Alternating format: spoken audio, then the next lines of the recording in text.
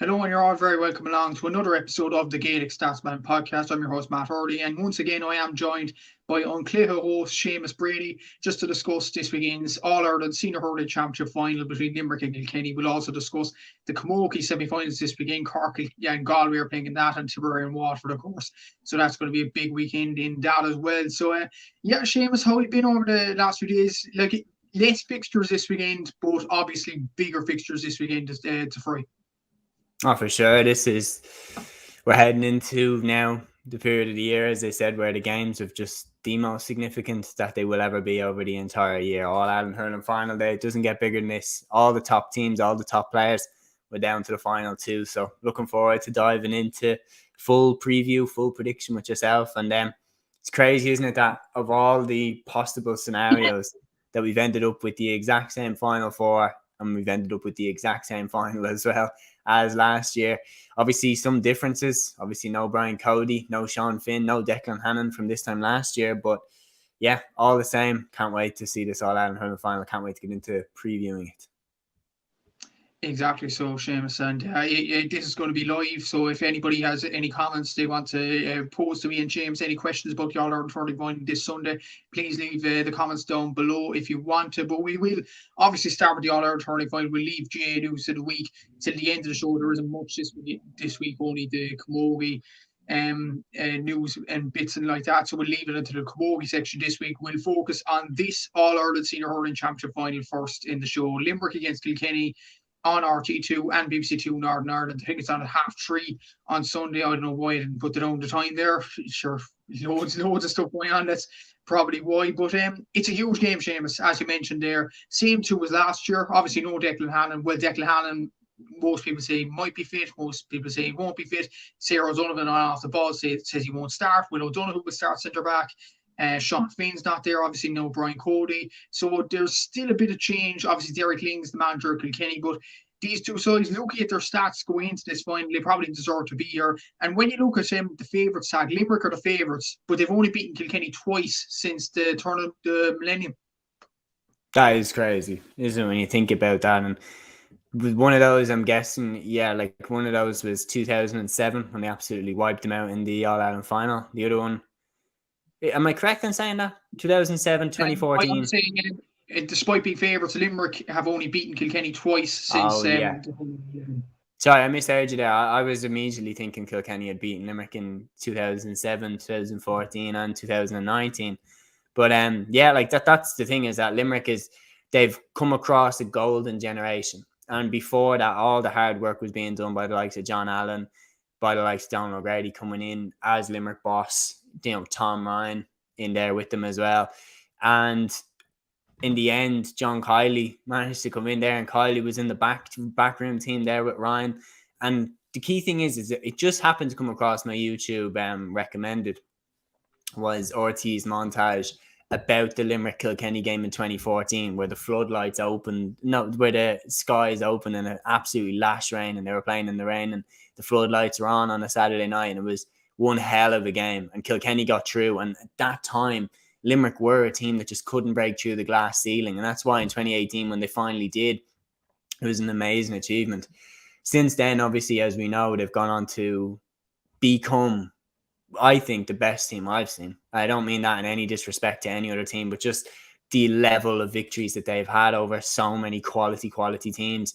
They are right up there with the best teams to have played the game. And coming in now against the Kilkenny side that they beat in last year's All-Ireland final, it's really hard to know, are they stronger or are they weaker than they were last year? Because me and you were having this debate when we were talking about the Munster hurling final, and you made a great point. You were saying that you felt that Limerick deserved more credit in last year's Munster final for beating that Clare team rather than beating the one that was off the pace a little bit this time around, or not exactly taking all of their chances.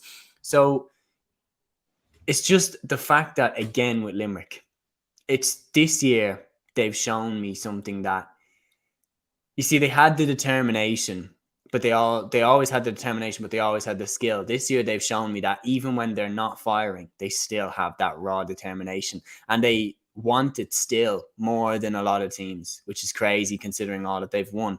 And for any team that's saying, how could they want it more than other teams? Look at the last 5 minutes against Tipperary.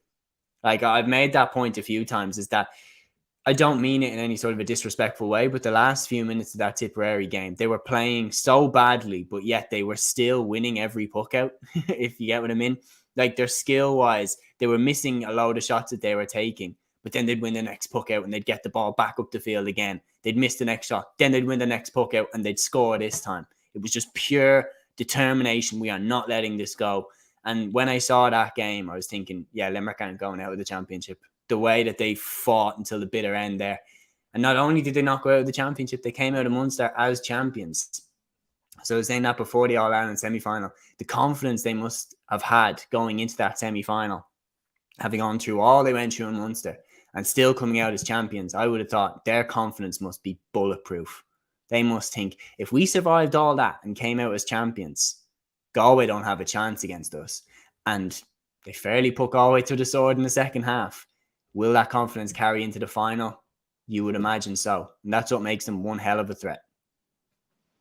It is definitely, and even look at the head-to-head between the two counties. I was doing this on my Instagram page before the podcast here. And actually, Limerick beat Kilkenny in 1973. That was the last year they won the Ireland before this great run since 2018. But since that year, since the end of that year, Kilkenny have won against Limerick in the championship 7 times. Limerick have beaten Kilkenny twice.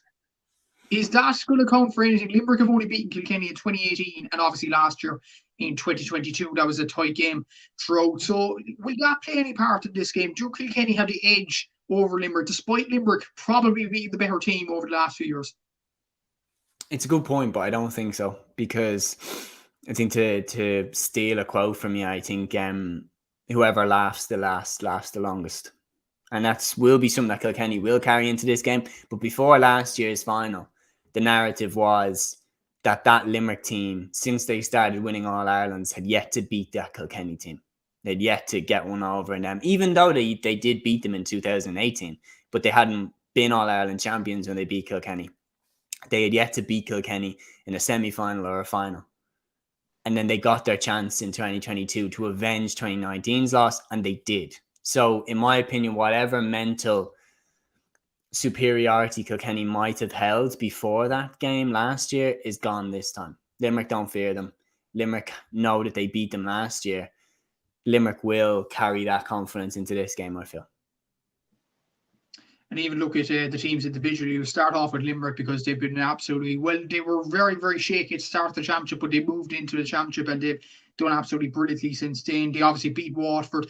Tightly so, like Waterford had a load of wides that game, but Limerick got through that. They obviously lost to Clare then, drew against Tipperary, as you mentioned at the start of the podcast there. That was probably the game where it all changed really for Limerick. And Cork, they beat Cork 325 to 130, despite Cork having a 77% shot accuracy. So Limerick really got nearly out of danger there in that game too. They beat Clare in the Munster final, and then once they got out of Munster, that performance against Galway, particularly in the second half, was absolutely outstanding. They've averaged a score rate of 124. They've conceded an average of 122. So that's still tight numbers. But before the semi-final, it was 123 each.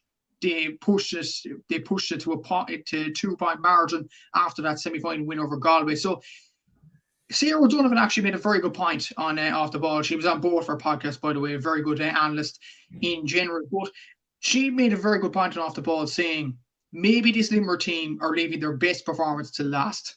Do you think that could be the case, that they leave this best performance till last for the All Ireland final, or was the performance against Galway that good in the semi-final?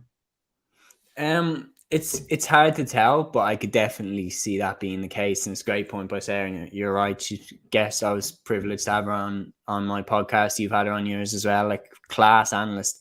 And she was talking about that, and she could be absolutely right, because that's how dynasties have tended to do it.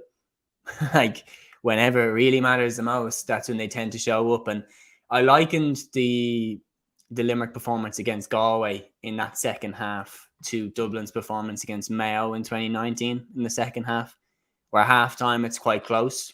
Mayo gave Dublin a good game in that first half. Galway gave Limerick a good game in that first half. Second half, all clicks. It all makes sense. All of a sudden, everyone's like, oh yeah, they are the best team around. And they looked awesome in that second half. They looked untouchable. And yeah, you're right. It's a type of thing that have they clicked at the right time again? You look at dynasties down through the years that whenever they were written off, then that's where they sprung into life. Tyrone and Kerry, 2008 and 2009, back-to-back years in the football, written off, hammer Dublin in the quarter-final, comfortable semi-final, and win the final. Like, that's the type of thing that dynasties do. Whenever, like, they tend to just survive, but then they deliver the knockout blow. And it's weird because this year, it's like, I've looked at Limerick as if they're like a heavyweight boxer almost. They're like a heavyweight boxing champion that got a solid smack in the first round or something, and they're a bit wobbled, but you still cannot write them off because they have the power to knock any team out, and that's what they've done. They've swung back, and even though that I still think they're more wobbly than they were last year, they're still the best team in Ireland, and like, it's going to take one hell of a performance from Kilkenny to beat them. It's more a case of, like, when we're talking about our predictions later on, I think if the best Limerick shows up, nobody can beat them. Like, in general, I think if the best Limerick shows up, nobody can beat them. It's about, can you knock them off their best?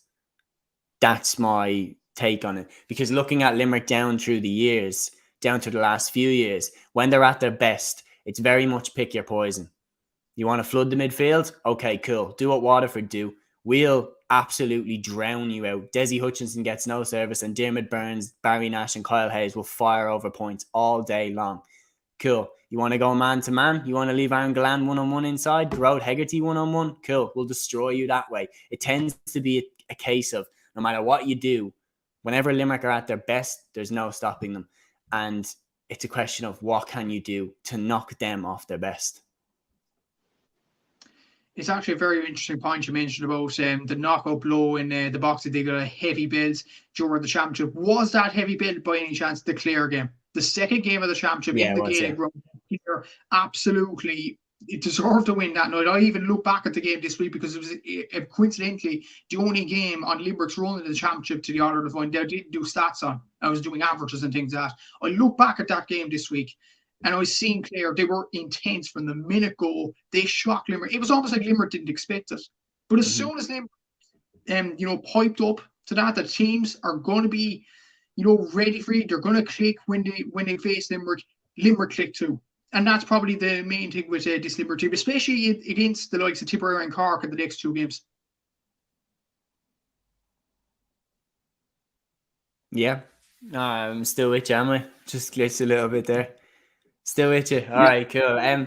Against Tip and Cork, yeah, there were two extremely dangerous games, and to liken it back to combat sports, because that tends to be what we're doing. The Tipperary game was almost like they were saved by the bell, almost.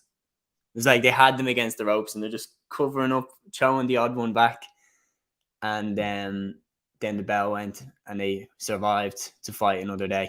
And that fight that they had against Cork was one hell of a battle, and talk about pulling it out of the fire. Like you mentioned, Cork were so efficient that day. Like, Cork must have been leaving thinking to score 130 and to not win. You can't perform much better than that. And for Limerick to get that victory again, then to get into the Munster final, they must have been, like, to be a fly on the wall in the Limerick dressing room when they would have heard that Waterford had beaten Tipperary. Like, they must have been cracking up laughing. How are we in the Munster final? Like, and then they probably would have said, you know what? We're going to go win Munster now. And they did. And it's just in my head, I think that they were more likely to get knocked out in those games than they were in the Final Four. That's just my honest take on it. I just think that was such a pressure cooker where they had four teams breathing down their neck trying to beat them. Now it's like they're in the clear. It's like that it's genuinely like they've ran out of a few thorn bushes and now they're out in an open field. They just have one goal now. All Ireland title. Only Kilkenny standing in their way.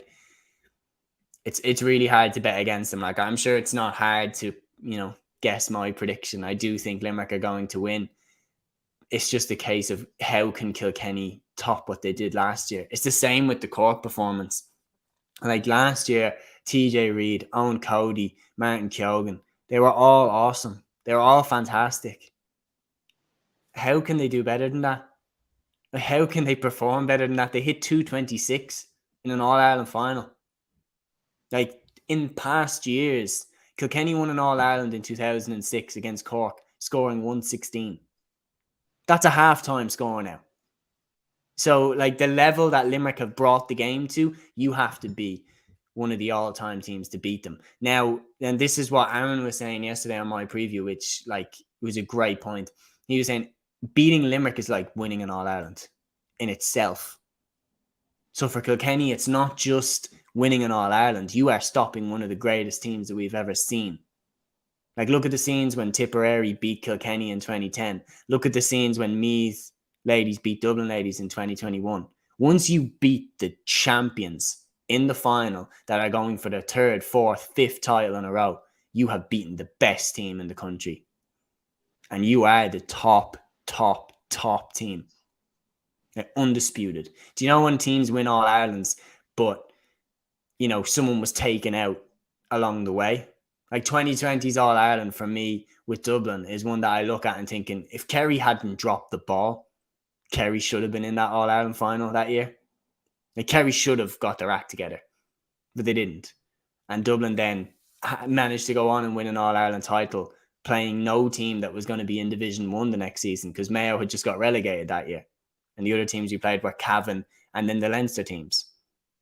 Do you get what I mean? Is that what an All-Ireland it would be for Kilkenny to beat the undisputed best team in Ireland? It would be definitely, and that's another question I'll get on to in a sec, but we'll just have one more question for Limerick at the moment. Look at their score so far, and at top of the tree, no doubt about it. Aaron Gallan, 3 goals, 42 points, 80% shot accuracy in his last 2 games against Galway and Clare. He's been absolutely superb, and the question I'll joke, yeah. I think we both had the same question. Is this the best we've ever seen him? That was one of the questions I was going to ask. Yeah. Number 1, is this the best we've ever seen him? And number 2, who goes on him? Mikey Butler? I think Hugh Lawler. I think it has to be Hugh Lawler, because Gallan will stay in the square, and the option that Limerick have of going direct and he can put his paw up and catch over any fullback. He caught over Dottie Burke. It has to be Hugh Lawler that goes on him, in my opinion. Because Lawler is quick and Lawler can stick with him if he goes a bit further out, but he will, no doubt about it, he will be in close to the goal at some point during the game, and they will try and hit him with that direct ball that worked so well against Galway, that worked against Clare. So for me, Hugh Lawler has to be on him. If Mikey Butler's there, don't get me wrong, Mikey Butler's a fantastic defender, but I do actually think he's more suited to marking a Seamus Flanagan or a Peter Casey, because he's quick and he's mobile and he's able to keep up with those type of players. I think Tommy Walsh will go on Casey, and I think Tommy Walsh will go on the other one, Flanagan or Casey, but I don't know who they would tend to pick up. And maybe Butler on Flanagan if I had to choose, because Flanagan tends to come out a bit more than Casey. But Gallan will float into the penalty box at some point, and they will try hit him with a direct one. So Kilkenny need Hugh Lawler there to prevent that from happening. And to give my opinion, this is the best I've ever seen him. This is the best I've ever seen him. Like, he looks ridiculous this year. He's always looked ridiculous, but this year it's an extra level of everything he touches turns to gold. Exactly so, and he's been absolutely outstanding this year. Before we get on to Kilkenny, David Byrne, who is on the JMAP podcast himself, and writer of Game My Life for Kerry Football, and he's a proud Limerick man. He puts this question: if Limerick win, can they be considered the best team of all time, surpassing the Kilkenny team of the 2000s and 2010s? And I think we discussed this, Seamus, on this podcast in the last few weeks, saying that Limerick already are. And you made a good point there that Kilkenny didn't have to face brilliant teams in Leinster. Like, you looked at Dublin, Wexford weren't that good back then. For Dublin in football, Leinster was sewn up before the ball was even thrown in. With Limerick, the Munster Championship, it's game after game after game, and that's why you would anyway consider them as one of the best teams, even if they don't win on Sunday. But if they win on Sunday, as David says here, are they cemented as one of the best teams ever? Yeah, in my opinion, yeah. It's like, it's one of those things where, again, and a crucial factor that you didn't even mention there was they didn't even have Galway in Leinster until 2009, Kilkenny. So they literally had Offaly, Dublin and Wexford standing in their way of Leinster titles. I talk about an easy run to a Leinster title at the time compared to what the Munster teams had to put up with. And don't get me wrong, once they got to the Final Four, they were awesome. Every year they were awesome when they got to the Final Four. And this isn't to take away from that Kilkenny team. It's not that I think that I'm not knocking their achievements, but it's that I think Limerick are that good. Then Limerick are that good. Me and you were talking about this. They've overcome every single type of challenge you can have. They've had teams be on top of them early when they've come back. They've had teams play defensive. They've destroyed them. They've had teams go man to man. They've beaten them. They've had teams take them to extra time, like Clare did. They beat them. They've had teams score 130, like Cork did. They beat them. And they've had teams like Galway last year in the semi-final grab a late goal and try and hit them with a late ambush, and they beat them. They've literally overcome every type of challenge that you can overcome. The other one as well that's not talked about often enough is the Waterford game last year in the championship. I know it's a hard one to cast your mind back to, but let's try. Waterford at the time were being considered as direct All Ireland contenders against Limerick. They'd just beaten Tipperary. They had them in Walsh Park. Limerick were dominating. Waterford, in the space of 2 minutes, hit 2 goals. And all of a sudden, they were 1 point behind? Limerick still went down and scored the next 3 points. Talk about championship mettle there. They have dug it out of the fire time and time and time again. And if they now match Kilkenny's 4 in a row from these circumstances, as I said, Kilkenny won an All-Ireland scoring something like 116 against Cork in 2006. That's Limerick's halftime score in all of their games. And I know it's hard to compare teams, it's hard to compare eras, but in my opinion, this Limerick team is the greatest team I've ever seen, especially if they win on Sunday. I 100% agree with you. I probably think this Limerick team is probably one of the best ever. And people, haters of Limerick hurling, would actually disagree with us, but we think that Limerick are probably the greatest team of all time, and it will be cemented if they're hated because they're that good, though. Let's just call a spade a spade. People love to hate teams that are fantastic. Yeah. And that's just a common feature. Manchester United are hated. Dublin GAA throughout the 6 in a row is hated. I seen Buff Egan put that thing up, and it was who's supporting Kerry and who's supporting Dublin, and it was everybody but Cork supporting Kerry and Dublin.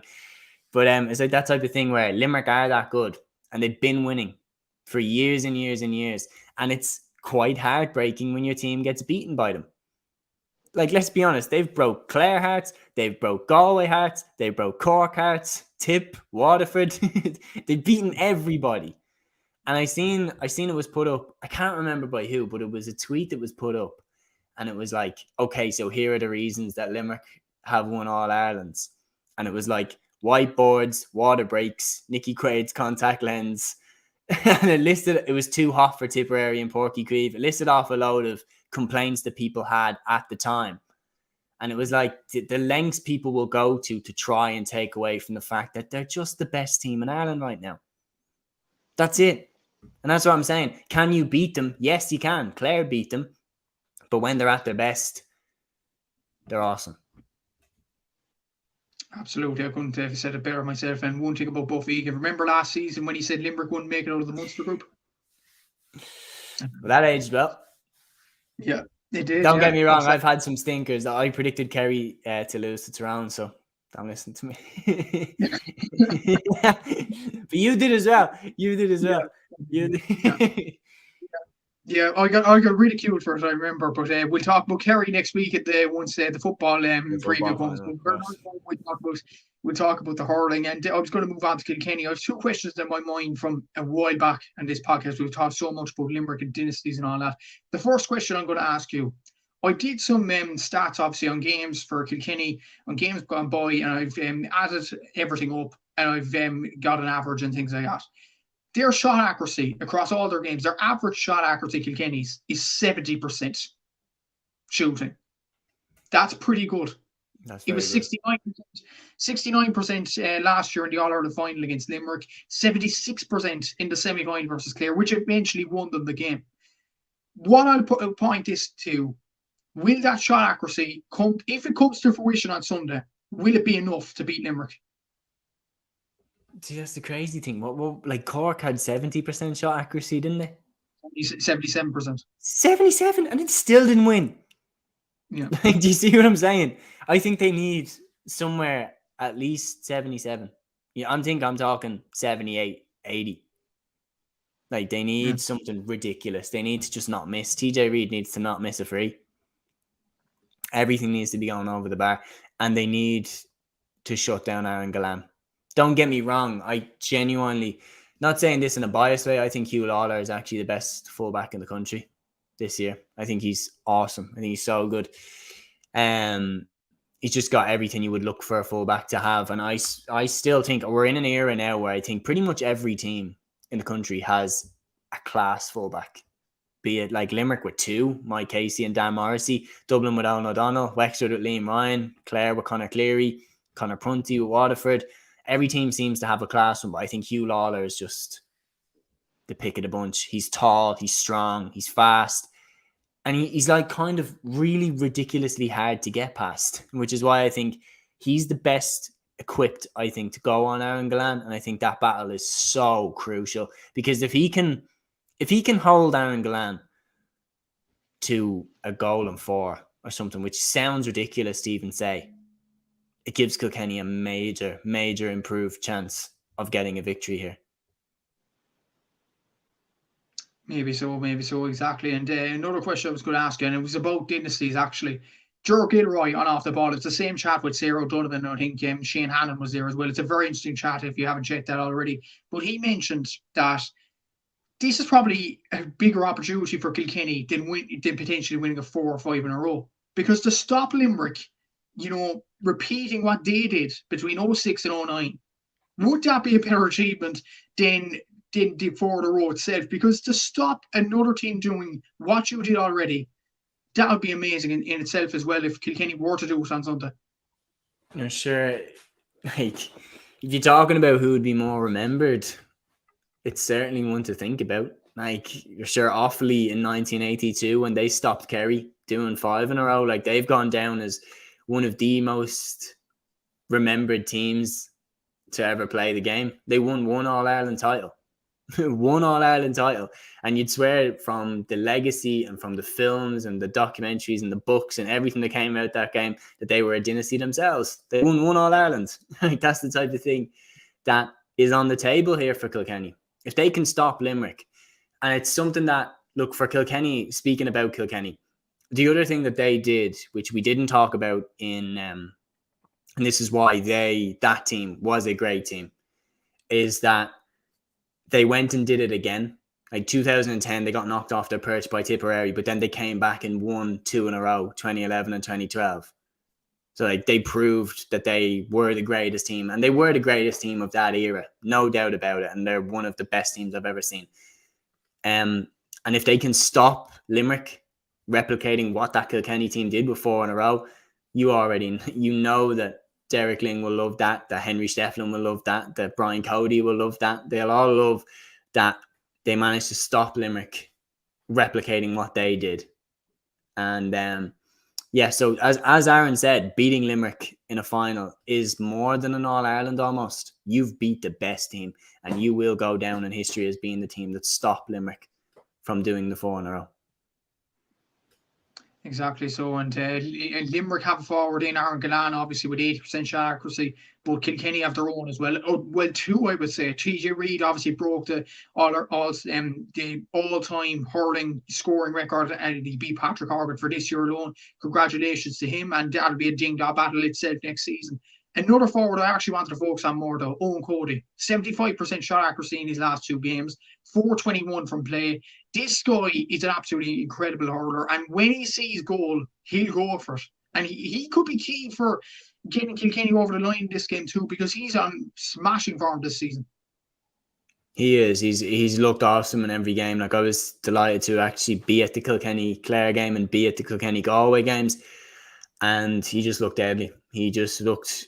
The minute he gets a sniff of goal, you're right, he goes for it. And it's another thing that, look, Sean Finn would have been on him last year, and Sean Finn would have been on him again this year, and Sean Finn's not there. So who takes him? Like, that is hugely, see, like Mike Casey, maybe. But Mike Casey had a very tough time against Jake Morris, wasn't it?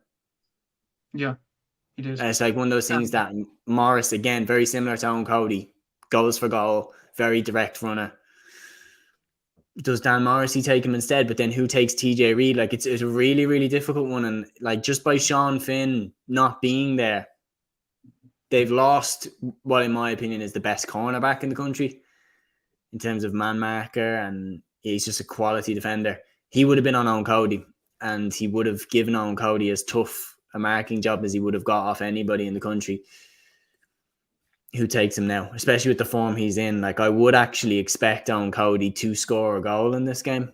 He is in that good of form. Martin Keoghan has a habit of popping up with a goal all the time as well. And then throwing it back to you as well about a player that could have a huge influence, Walter Walsh. Like, I was there at both the Galway and the Clare games. When he came in both of those games, he changed the game. And he just was such a direct outlet for puck outs, such a powerful runner. And when he came on against Limerick in 2019 as well, he changed the game. So I think his role could be huge. His role could definitely be huge, all right, and he'd be definitely a brilliant sub to bring on. And actually, my next question, and you actually mentioned there, was puckouts. In average for Limerick's games, their own puckout to own is 71%. Kilkenny's is 67%. So Limerick have something there on them. Like Darragh Donovan did brilliant in the semi-final against Galway and deservedly got our team man of the match. But Sarah O'Donovan mentioned this in Off the Ball. If Will O'Donoghue goes to centre back, Cian Lynch will probably go into midfield. Do you think Cian Lynch is probably fit enough? Looking at Cian Lynch this season, not in previous years, this season, do you think Cian Lynch has the capabilities to deal with the likes of Conor Fogarty and Adrian Mullen in midfield this season? He did look sharp enough against Galway. But that being said, Kilkenny's midfield was so good against Clare. Fogarty getting back to make that block from Mark Rogers. Do you remember that? Like, just the fitness of the two of them is ridiculous. I think he would be up for it. I don't think Kylie would put him in there if he wasn't up for it, because the one thing that we saw in the Tipperary game is that his names don't matter. When the going got tough against Tipperary, he took off Garrod Hegarty. He took off Cian Lynch. Took off Seamus Flanagan. When do we ever see that happen? So if Cian Lynch isn't fit enough to play in midfield, he won't play him there. It's not a case of you're Cian Lynch, you start. He will put someone else in there if he feels like he has to. Me personally, I'd be on the side of, I didn't understand personally why they didn't just put Dan Morrissey centre back and Casey fullback, Richie English in the corner. That's what I said at the time that I would have done. Or put Colin Coughlin in the half-back line. I think he's fantastic. And probably would have put Kyle Hayes centre back and Coughlin on the left. And then leave Will O'Donoghue and Darragh Donovan in midfield. It's difficult to know. It really is difficult to know, especially if Will O'Donoghue plays centre back and Kilkenny drops someone like Adrian Mullen on him, who will just be buzzing around and sticking points over left, right, and centre. And Will O'Donoghue doesn't know whether to stick or twist.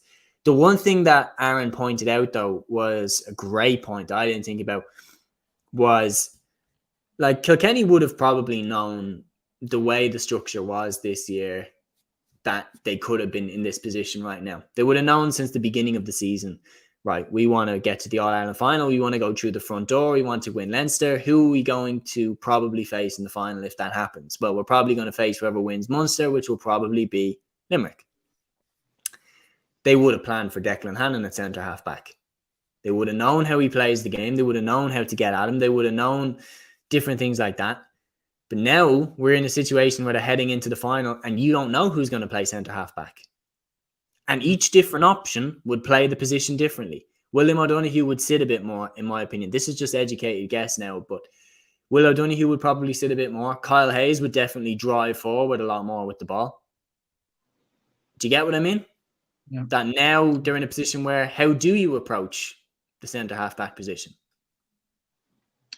Here's a question to you about still on the centre back position now. If Limerick were to put Will O'Donoghue centre back, would you be up for putting Kyle Hayes midfield? Because he definitely has the range for it. Yeah.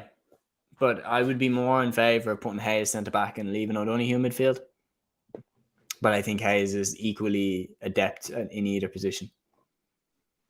The thing is, though, Kyle Hayes was actually moved out of that road, and Will O'Donoghue was moved into that road against Galway in the second half, and it worked for Limerick.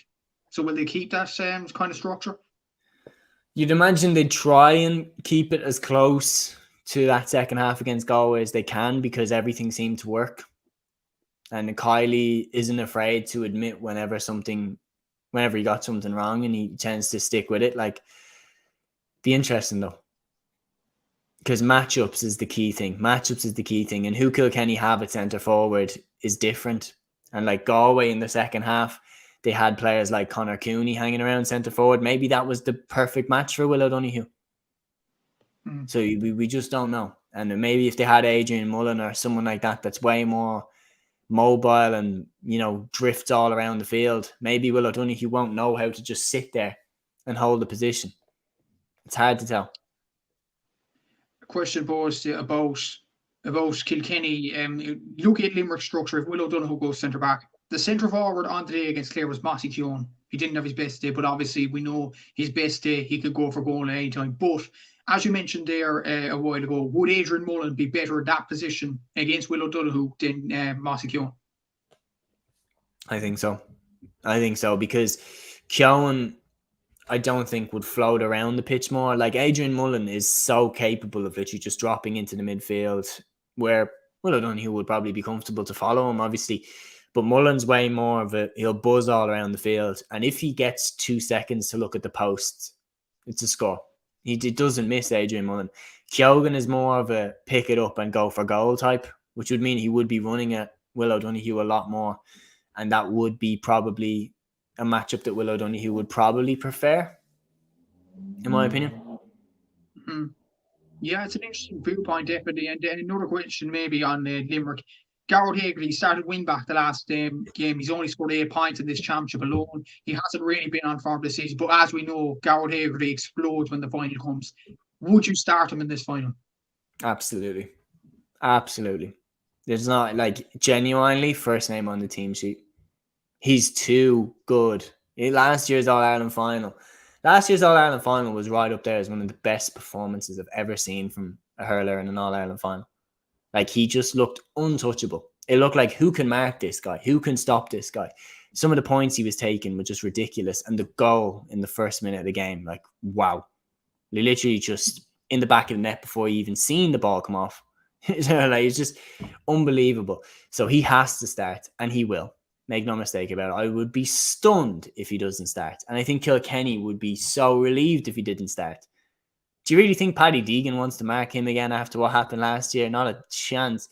So, or maybe he does. Maybe he wants another crack at him. But it's the type of thing of, he's awesome. He has to start. You mentioned Paddy Deegan there. That was the next question I was going to ask you. And I think he'll start as well, despite his form this season. Paddy Deegan did struggle, as you mentioned, on him. Who will go on him this time? David Blanchfield, Tommy Walsh? Who will go on him? I could see David Blanchfield going on him. Because I think Deegan will stick in midfield this time. Yeah, I'm going to pick David Blanchfield to go on him. And then the two forwards for Kilkenny, Owen Cody and TJ Reid. Look, it's a difficult one because obviously Sean Finn's not there this year. Mike Casey struggled on brilliant forwards this season. And I think he struggled a bit on Conor Whelan in the semi-final, if they remember yourselves correctly as well. So who goes on them two live wires for Kilkenny? Especially Cody, because that's going to be crucial. I think Dan Morrissey on Owen Cody and Mike Casey on TJ Reid, if I had to predict. Interesting. And look, there's an argument as well before we get into the prediction. Look at the goalkeepers; they'll have a major influence on the game. Nicky Quaid has saved Limerick so many times this season. Owen Murphy with an outstanding save at the semi-final against Clare. Both of them have to be on form in this game too, because Owen Murphy, to be fair to him, was on form other than Garrett Hagerty wonder strike in the final last season. I think he was absolutely outstanding, as he usually is in the last few years. So them goalkeepers will have a lot to do in this All-Ireland final. Oh, for sure. And make no mistake about it, Aaron Gallan will get a goal chance. He's too good and he's in too good form to not get a goal chance. So it's, can Owen Murphy stop that shot when it comes in? And Nicky Quaid down at the other end again. Kilkenny, as we said, have a lot of goal threats, and they will know that they probably need to score at least 2 goals, probably 3 to win the All Ireland, because they scored 2 goals last year and it wasn't enough. So exactly the point that they need to hit the back of the net a couple of times. So Nicky Quaid will have to be at his best, and Owen Murphy will know that Limerick will probably try and hit them early. So he'll have to be on his best as well. And having seen that save, like, that save is probably the best I've ever seen. And I know that sounds a lot like recency bias, but like the athleticism to turn his body that way and to get enough power in his stick to hit that ball up onto the bar. Like, off the top of my head, Anthony Nash made a double save from a penalty a few years ago. That was my favorite save of all time. The fact that he like volleyed it out of the goal. But like, it's right up there, especially given the circumstances, especially given the time that he made that save. Nicky Quaid actually against Cork in 2018. That's right up there as well. But yeah, just incredible goalkeepers, both of them. Incredible goalkeepers, alright. And actually, I was watching Kilkenny and Galway earlier on today, and the round robin game, not the Leinster final now, but Owen Murphy made a brilliant save. I think it was for Brian O'Connell in that game. If that goes in, Kilkenny are screwed and are going to lose that game in Nolan Park. So it's not just that game against Clare where Owen Murphy has performed heroic. So he's been outstanding so far this season. And actually, crucially as well, this is a crucial point about Owen Murphy, is that when Dublin played Kilkenny this year, Dublin pushed right up on the Kilkenny forwards. No, Dublin pushed right up on the Kilkenny back, sorry. Dublin's forwards pushed right up, and they were harassing and hounding the Kilkenny defenders as they were getting the ball. Like Danny Sutcliffe, Donald Burke, they were surrounding the Kilkenny lads. Owen Murphy, after about 15 minutes, started coming out of his goal just to like the 6-yard box and just be available for a pass, and he'd switch the play over to the other side to get it away from the Dublin forwards. And once he did that, the game changed. Like, once he started doing that, the game changed. So I think he's crucial in terms of Kilkenny's general play as well, because he's always an out ball. They can always go back to him and he'll switch the play to the other side. He's like a quarterback in that sense. It's brilliant. It's outstanding, and he will be outstanding, you would imagine, in the final on Sunday. After all that, after I think 40 minutes of talk about matchups, about dynasties and all that, who are you going to say will lift the Liam McCarthy Cup? Will it be Limerick for the 4th time in a row, or can Kilkenny stop them achieving what Kilkenny did in the late 2000s? I'm going to say Limerick to take it. I'm going to say Limerick. For the point that, again, what I was saying to you throughout the whole start of the preview, everything that they've been through, everything that they had their backs right against the wall in the Tipperary game, beaten by Clare, Cork with 78% shot accuracy or something mad like that, and still won the Munster Championship. The confidence that they would have had would have been bulletproof. Then they had that champagne performance against Galway in the semi-final where it all seemed to click. And I think they're coming in the perfect mindset going into this All-Ireland final. So I am going to go with Limerick to win. Kilkenny, on the other hand, had an outstanding year. Derek Ling's first year in the job. They've been brilliant. Leinster champions. Great victory against Clare in the semi-final. But I think this is just too big of a task. I think Limerick are still at their best. And it was going to take an almighty performance to beat them. I would be surprised if Kilkenny beat them. Like, I have to be honest. It's not one of those where I think it's a 50-50. I think Limerick are the favourites. And yeah, I think Kilkenny can do it. I think Kilkenny can beat them. But I am going with Limerick to win it. Yeah, I'd probably have to go with Limerick to win it as well. Like, Kilkenny, they've had an outstanding year, as you mentioned. Their shot accuracy has been on point this season. To beat Clare in the semi-finals has been outstanding. And to win Leinster with so many backs against the wall in fairness, like against Galway with Killian Buckley got that goal. Against Dublin, I watched that game back actually, and Dublin were very competitive in that game in Nolan Park, and still to come out with the win is, inspiring in a way. But Limerick, they've been through so much this year. And ever since that Clare game in the Gaelic grounds where Peter Duggan scores that goal to get a hammer blow, it looked like, for that Limerick team, they went back fighting, especially in that Cork game in the Gaelic grounds and that Tip game in Semple Stadium as well. Won the Munster Championship, produced a brilliant performance in that second half against Galway. Despite being 6 points down at 1 point and looking down and out, they still went through. And they're going to win. I think they're going to win the All Ireland final on Sunday and complete the 4 in a row. Will they go 5 or 6 in a row? That's for another year's discussion. But Limerick, I think, should win this weekend. But one thing for sure, I think it's going to be an absolutely banging contest of a game, and definitely looking forward to it this weekend. Before we leave you, we'll go on to the Camogie semi-finals because we're at the latter stages of the Camogie Championship now. And we'll start off with the main one, Galway against Cork at 5:30 on RT2 on from Nolan Park in Kilkenny. So it's not in Croke Park this year, the semi-finals, which is kind of strange in its own right, but it is what it is. But it's an interesting game, this, because in general, Kilkenny are now out of the championship. Galway or Cork will be out of it. So only one of the big three will be in the All Ireland final. We'll get on to the Tipperary Waterford in a sec, but this is a huge game for both sides. Galway have only played 3 games in the championship so far, beating Down, Cork themselves, and Clare, while Cork produced that brilliant win over Kilkenny in the quarterfinals when their backs were against the wall, and they went out of that game winning in Croke Park. But Galway have beaten Cork in every game since 2018. Matthew Toomey was telling me last week that Cork have beaten this Galway team since 2017. Can they beat them on Saturday? I think they definitely can. I think that, look, they lost to them in the group stage, and Galway looked like they were clicking really nicely. Cork, though, really showed me that they turned the corner, particularly in the Clare game. Like keeping a forward line with the likes of Lorna McNamara, keeping them to 8 points that they let them have in that game. Scoring 319 on them was an awesome performance away from home in Cusack Park in Ennis. Then to beat Kilkenny in Croke Park. I predicted Cork to beat Kilkenny. I just thought that they were coming in good. Like the likes of Amy O'Connor, the likes of Hannah Looney, Libby Coppinger and Orla Cahalane now being able to focus on Camogie one weekend and football next the way that it should be.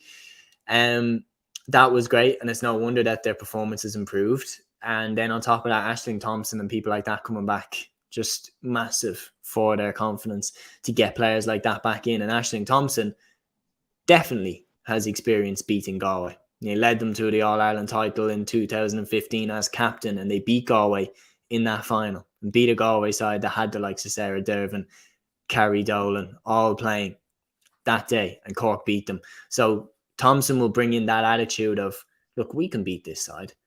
And it's remarkable that they've taken out Kilkenny and now they're playing Galway in the semi-final in Nolan Park. It's like a bit of a rubbing their face in it, isn't it? But yeah, like remarkable that, as you said, first time since 2012 that one of the big three is not going to be in the semi-finals, which is nuts. Like that, when you talk about the dominance that they've had over the championship, it's really illustrated by that fact. Yeah, coming into this game, Cork are going to be really confident given that they beat Kilkenny.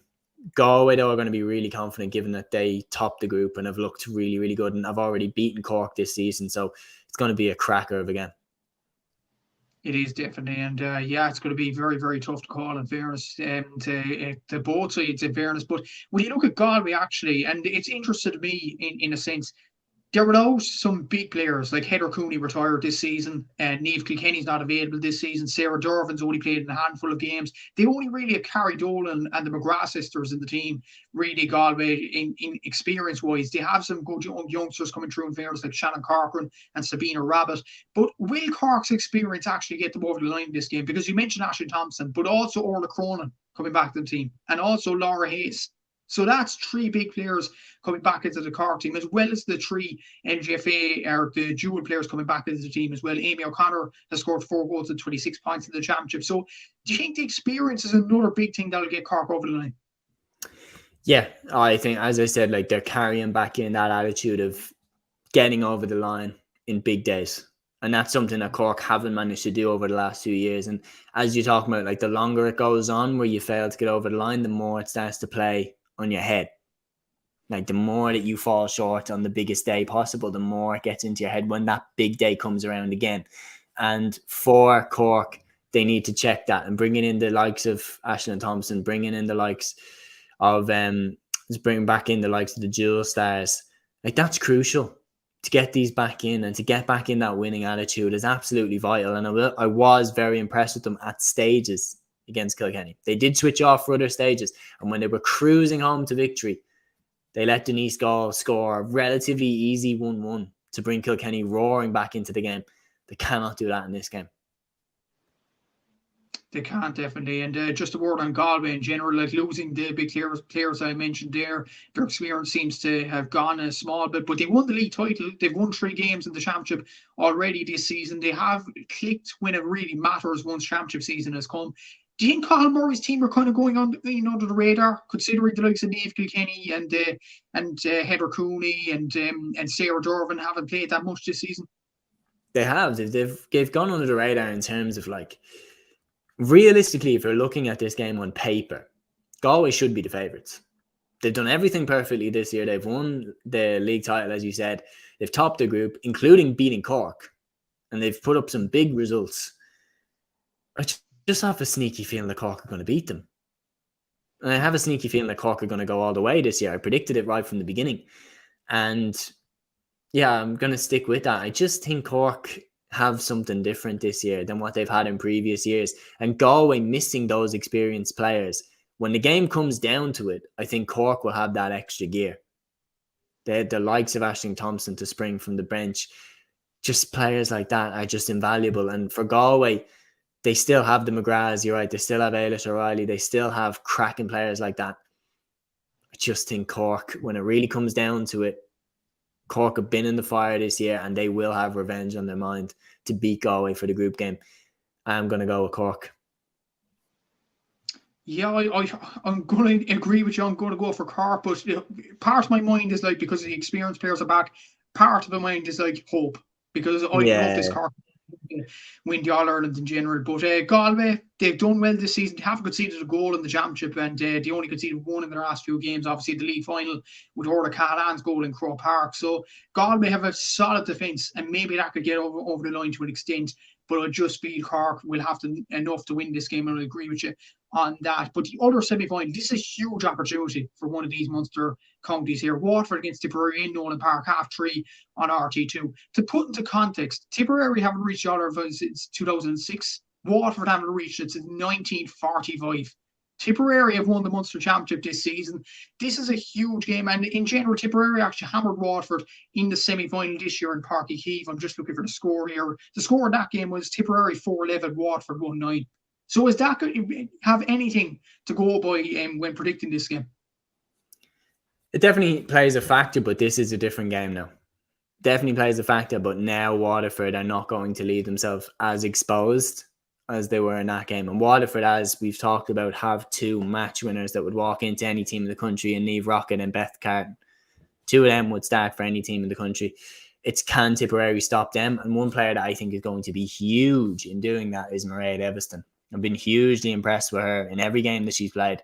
The job she did on Roisin McCormack went under the radar because Tipperary won so easy. Like, McCormack is a supremely talented forward, but Antrim, she didn't really get a look in off Mairead Eviston. And then the job she did on Denise Gall in Nolan Park was fantastic. She's a fantastic defender. She will go on one of Carton or Rockett. Probably Niamh Rockett, because Rockett tends to be closer to the goal. But she will play a hugely important role. Down at the other end, Cort Devan, Emma Heffernan, Emma McGrath. They're the primary score getters for this Tipperary side, particularly Cort Devan, who looked unplayable against Antrim 2-2, including that volley over her head, which is one of the best goals I've seen this year. So she's looked unplayable. And for Waterford, she's the obvious threat. They have to stop her. The last result would make you think the Tip are going to do it. But for Waterford, what an opportunity, as you said, to get to the first final since 1945. And you don't have to go through one of the big three to get there. It's a massive opportunity. And it's a Waterford side that beat Cork. So they have a cracking performance in them. They do, definitely. And you mentioned Mairead Eviston there for Tipperary. Another defender that was on my mind against Antrim, who was absolutely superb, Karen Kennedy at centre-back.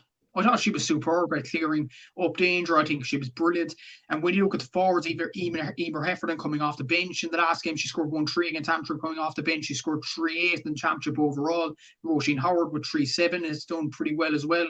Laquiva Marr has done well. Shola McIntyre is a rocket up in the forward line. She might not score much, but she's a very good player in general as well. And when you look at Waterford, like Keely Corbett Barry, I think the cornerback is very good. Kate Lynch here is a very good player as well. Lorraine Bray is an excellent player in midfield. So there is going to be very good players on show. But to be honest, the game will come down to if Tipperary could stop the two, as you mentioned there, Beck Carton and Niamh Rockett. And I think the two defenders in particular, in Eviston and Kennedy, they have a chance of doing that. Yeah, I was also impressed with how Kennedy then drove forward from centre back, and she tended to put Antrim on the back foot. Can she like it'd be crucial that she could get Beth Carton turning the other way. Like that would be crucial. It's a question of have Waterford closed the gap, because there was such a gap between Tip and Waterford that day. Like there really, really was. And it's the type of gap that would make you think if Waterford beat Cork and Tip beat Waterford that easy, are Tip the best team? They should have beaten Kilkenny and Nolan Park. Are they the best team? It's really, really hard to know until obviously they get to play in the final. If they do, if they manage to get by Waterford, which I honestly, if you push me, I think they will. I know it's a majorly significant opportunity for Waterford to bridge such a long gap, but I just think Tipperary looked so good against Antrim. Going forward, at the back, the fact that they kept Antrim to 6 points, 1 free in the second half, 1 free. Antrim didn't score from play. Tip's defence is awesome. Their attack is brilliant. I think it's all coming together, and I think they are going to get to the All Ireland Camogie final.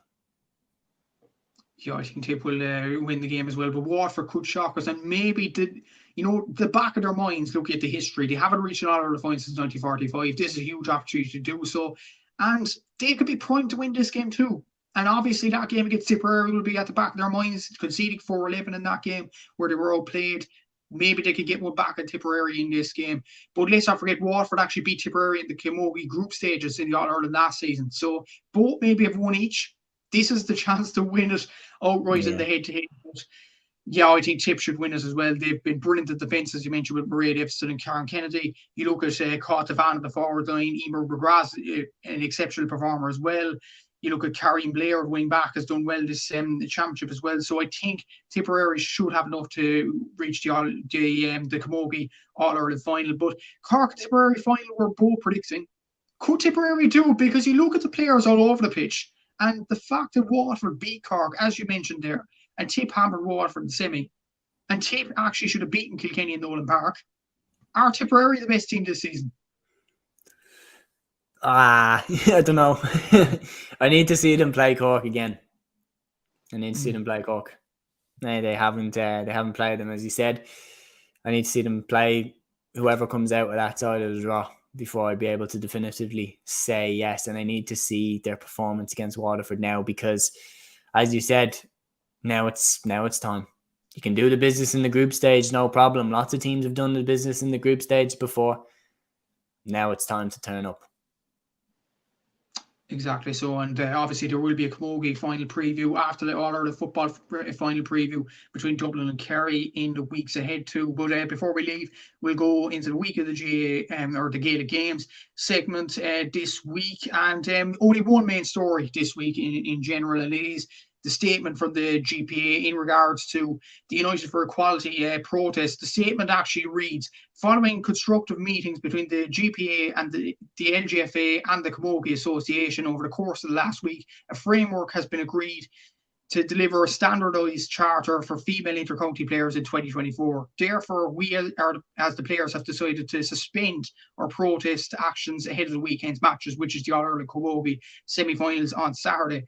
The commitments now are in place by the national government bodies are as follows. Number one, agreement by the national government bodies to collaborate with the GPA on the development of the player charter in 2024. Number two, agreement from the national governing bodies to represent funding support for the GA for the charter implementation independent of the GPA. And number three, agreement that any approach should be necessary to government funding should be undertaken with the GPA.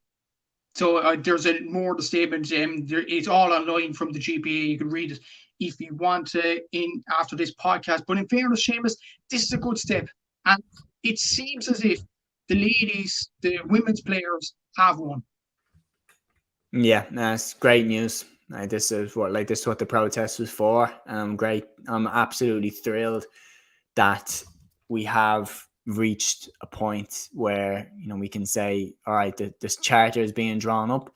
But I would say as well, make sure that they stick to it, because this is the same stuff that happened in 2020 and into 2022 when the merger happened between the two GPAs.